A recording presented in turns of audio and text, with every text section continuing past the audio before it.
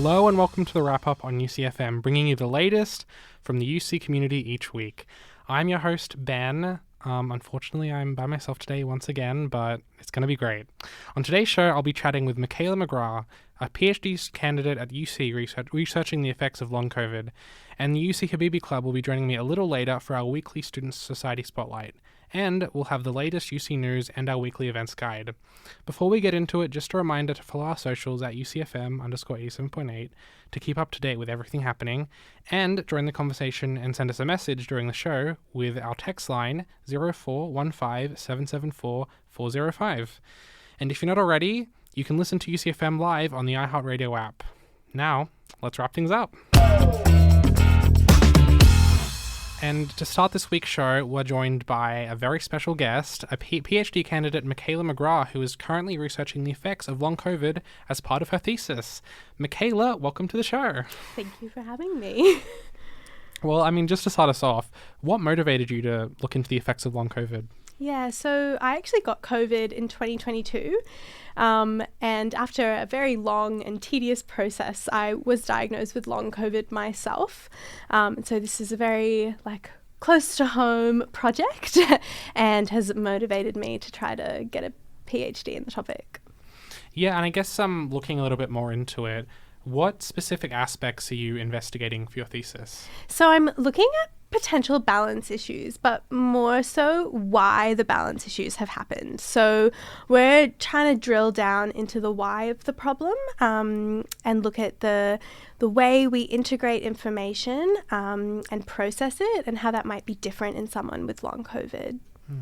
And from what you've researched so far, is there anything unexpected or surprising that you found? One of the unexpected findings for me was that when you think of balance problems or long COVID, you might jump to older people, but the main group of people that I've been working with is actually middle-aged females, so young, in their 30s or 40s, and that's been really surprising. To know I'm not alone, but also it's just not what you think when you think of these symptoms. And I had COVID during the pandemic, but I didn't get long COVID, so I'm not really sure about the effects of long COVID. What sort of symptoms do people with the face? Yeah, so long COVID is a really complex multi-system disease, so it can affect every system in the body, and it's really individualized.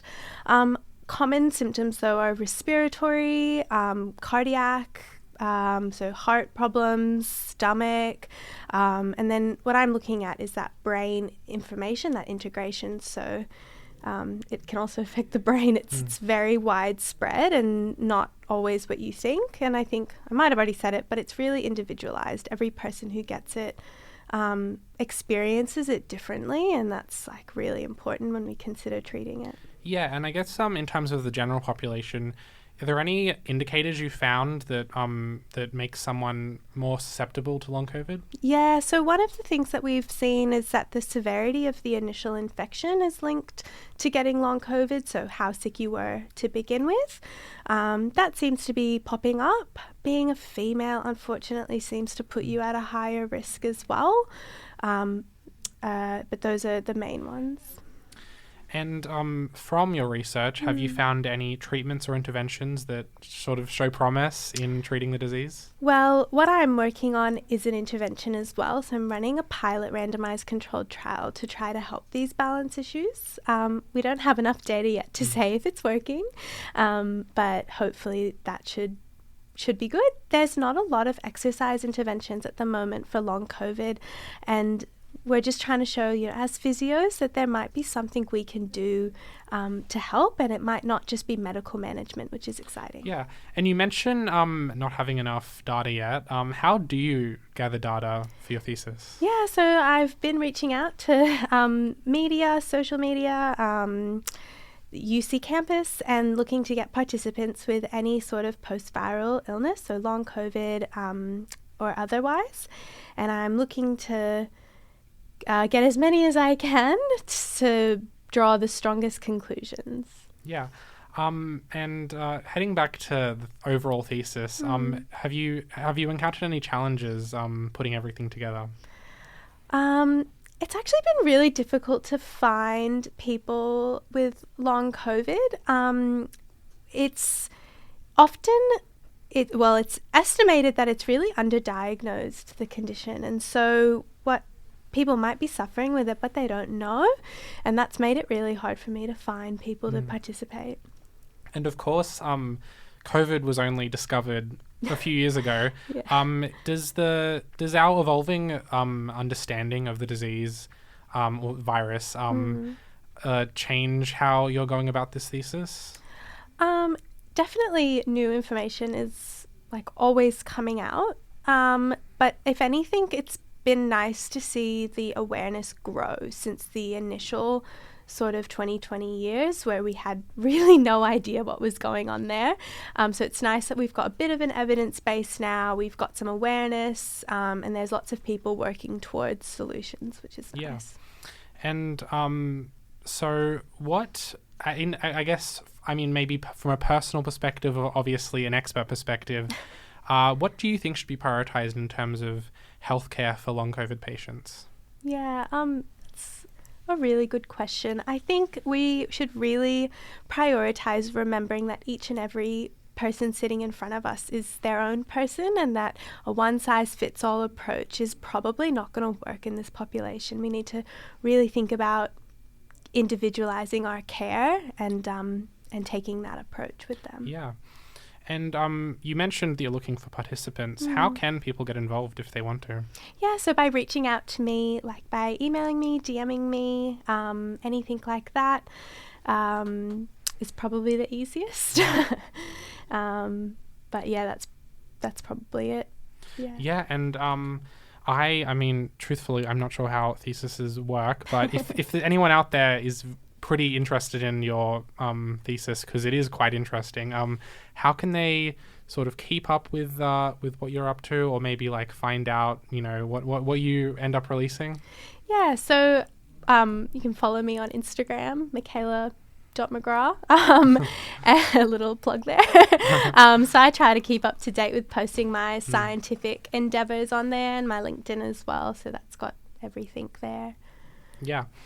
And so I guess what do you sort of plan on doing after you finish the thesis as sort of a career move? Because I mean, this is obviously going to be quite a in-depth thing. I'm not sure how long you have left, but what do you want to do after it? Yeah, I want to keep coming up with different solutions that are non-medical for this condition. I think medical management definitely has its place, but I also think that some other like therapeutic interventions could be good. So whether that's nerve stimulation or more balance or whatever it is, I really want to keep looking at that. Yeah.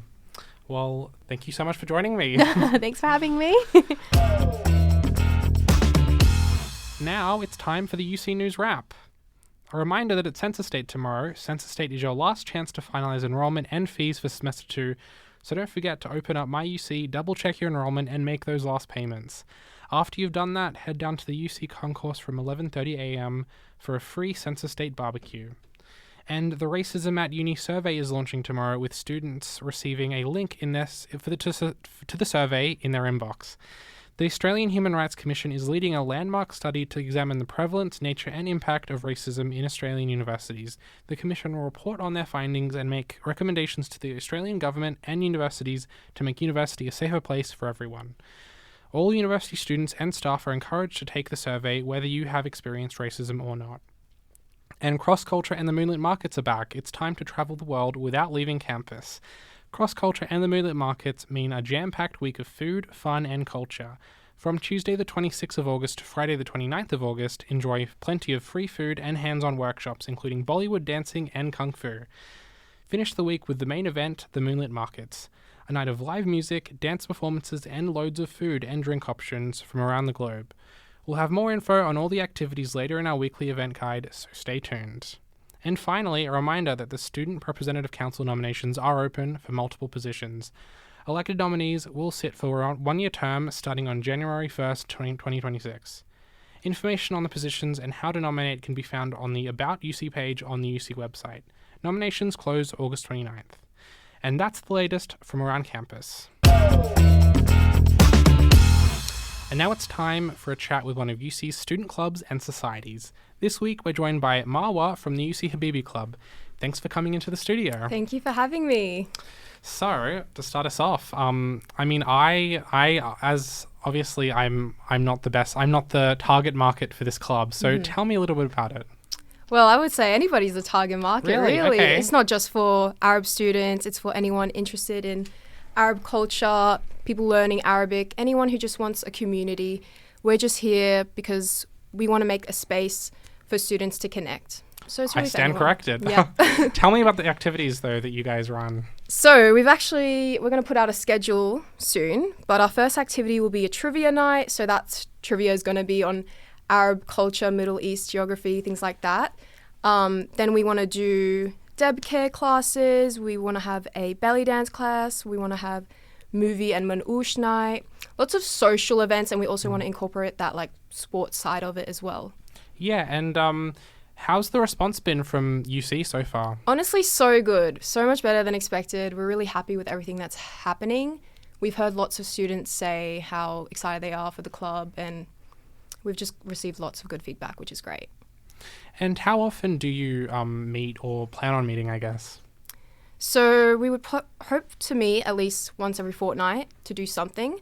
Our schedule's looking like nearly every week. We're missing 1 week, but nearly every week for the semester, which is good. Exciting. And so, you are, as you've said, you're open to all UC students. How many people have joined up so far? We've had 27, so we're pretty happy with that. Like actual people who are paying for the membership. We haven't done much advertising for the actual membership part, so we're actually quite happy with that. Didn't expect that, and we plan to do more incentives to join because members will get discounted tickets on our events. And for anyone who's interested, how can people find out more and join up? They can come to our Instagram, which is uc.habibiclub, which is spelled uc.habibiclub.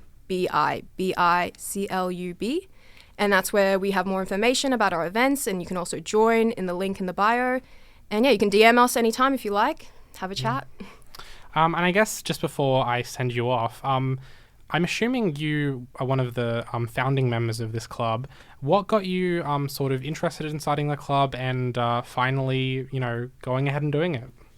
Yeah, so I am the founder of the club and the president, and I just noticed that we didn't really have a club. Like I've seen, like there's a LASA. They inspired me actually. I'm part of the Latin American Student Association, and I saw how they just created their club, and they were like, it's actually pretty easy to create a club as long as you have people that will want to join. So from there I was like, we definitely need a club here because we definitely have the people that would want to come. Yeah. Well, thank you so much for joining me. Thank you so much. Let's take a look at the upcoming events on campus. Tomorrow, Friday, August 22nd, get down on the concourse for a free Census Day barbecue from 11:30 a.m. until 1:30 p.m. and then head to the sports hall for social badminton at 12:30 p.m. Off the Grid girls are also heading off to their Honeysuckle overnight camping trip at 4 p.m, so check out their socials for more details. And join UC Rec for Friday games in the UCX lounge from 5 p.m. And on Saturday, August 23rd, UC LifeX and Surf Lifesaving New South Wales will be running first aid courses all day. Bookings are required, so check the UC events page for more info and to book. UC Stars Kung Fu will be hosting their weekly training sessions in the refectory from 4 p.m. to 6 p.m. And social volleyball is happening on Monday, August 25th from 2:30 p.m. on the concourse lawns, and also on Monday, head to the library for some Dungeons & Dragons with UC Rec from 5 p.m. Then on Tuesday, as I mentioned earlier, Cross Culture Week is kicking off, and the itinerary is huge. On Tuesday, August 26th, get free dumplings from 11 a.m. just outside the refectory, and head to the UCX Student Lounge for Chinese lantern painting at 11:30 a.m., followed by Chinese crafts at 12:30 p.m.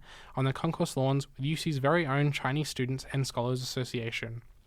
Then, grab your apron and head to the Student Lounge for a spicy cooking class with UC Latin American Association from 5 p.m. and learn how to make a classic Peruvian dish. And finish off your Tuesday with trivia at UC Bar X from 6 p.m. with UC Habibi Club hosting. And on Wednesday, August 27th, start your day with free samosas from 11 a.m. on the concourse. And I will say, I did have some samosas from UC today, and they were very good. So check that out. The concourse lawns will be host to social dodgeball from 12:30 p.m. Or if you're feeling crafty, check out the Sumi-e painting workshop in the student lounge at 12:30 p.m. hosted by Stephen Carroll, an Australian artist working in the medium of Sumi-e and Chinese brush painting. Join the UC Sport World Cup at 12:30 p.m. on Oval 1 for some four-a-side soccer. And ever wanted to have your Bollywood dreams fulfilled? I know I have. Head to the UC Gym in Building 4 at 4:30 p.m. for a Bollywood dance workshop. And to finish the day, musical bingo is happening at UC Bar X from 6:30 p.m. And on Thursday, August 28th, the free food continues with a free tiramisu from 12 p.m. on the concourse. And learn how to bring a Chinese dragon to life with UC Stars Kung Fu at their Dragon Dance tryout session on the concourse lawn from 12:30 p.m., followed by a Kung Fu workshop in the refectory from 3 p.m. And keep your body moving by heading to the UC Gym in Building 4 to learn the traditional Indonesian dance, Zapin Penyengat. Then relax at UC Bar X with a Stitch and Bitch session from 5:30 p.m., which is vital. And Cross Culture Week finishes with the Moonlit Markets, of course, on Friday, August 29th, starting at 5 p.m. with delicious food stalls, dancers, performers, and they will each be bringing a small taste of their culture. Definitely check that out. I mean, I missed it last year, but I definitely want to go this year. And that's what's happening around UC. Make sure to check out the UC events pages and UC socials for more info on these events, and make sure to find out what else is happening around campus. Well, unfortunately, that's all we have time for today, but thank you for joining me on the wrap-up. There's always something happening around campus, so make sure you keep an eye out on socials and the student bulletin. You can listen to the episode of the wrap-up and past episodes on our website, ucfm.com.au, or find the podcast version wherever you get your podcasts. And don't forget to follow our socials at UCFM_87.8, and we'll be back again next week, of course, to keep you updated with what's going on around campus. But until then, that's a wrap.